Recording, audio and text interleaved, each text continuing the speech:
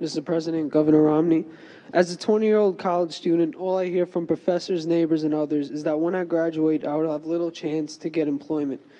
What can you say to reassure me, but more importantly, my parents, that I will be able to sufficiently support myself after I graduate?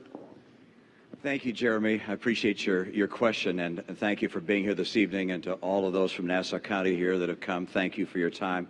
Thank you to Hofstra University and to Candy Crowley for organizing and leading this event. Thank you, Mr. President, also for being part of this debate. Your question is one that's being asked by college kids all over this country. I was in Pennsylvania with someone who just graduated. This was in Philadelphia, and she said, I've got my degree. I can't find a job. I've got 3 part-time jobs. They're just barely enough to pay for my food and pay for an apartment. I can't begin to pay back my student loans. So what we have to do is 2 things. We have to make sure that we make it easier for kids to afford college, and also make sure that when they get out of college, there's a job. When I was governor of Massachusetts, to get a high school degree, you had to pass an exam. If you graduated in the top quarter of your class, we gave you a John and Abigail Adams scholarship, 4 years tuition free to the college of your choice in Massachusetts. It's a public institution. I want to make sure we keep our Pell Grant program growing. We're also going to have our loan program so that people are able to afford school. But the key thing is to make sure you can get a job when you get out of school. And what's happened over the last 4 years has been very, very hard for America's young people. I want you to be able to get a job. I know what it takes to get this economy going. With half of college kids graduating this year without a job and without a college level job, that's just unacceptable. And likewise, you've got more and more debt on your back. So more debt and less jobs. I'm going to change that. I know what it takes to create good jobs again. I know what it takes to make sure that you have the kind of opportunity you deserve. And kids across this country are going to recognize we're bringing back an economy. It's not going to be like the last 4 years. The middle class has been crushed over the last 4 years, and jobs have been too scarce. I know what it takes to bring them back, and I'm going to do that and make sure when you graduate. When do you graduate? 2014. When you come out in 2014, I presume I'm going to be president. I'm going to make sure you get a job. Thanks, Jeremy. Yeah, you bet. Mr. President. Jeremy, first of all, your future is bright. And the fact that you're making an investment in higher education is critical, not just to you, but to the entire nation.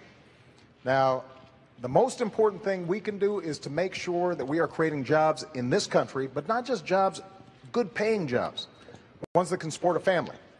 And what I want to do is build on the 5 million jobs that we've created over the last 30 months in the private sector alone.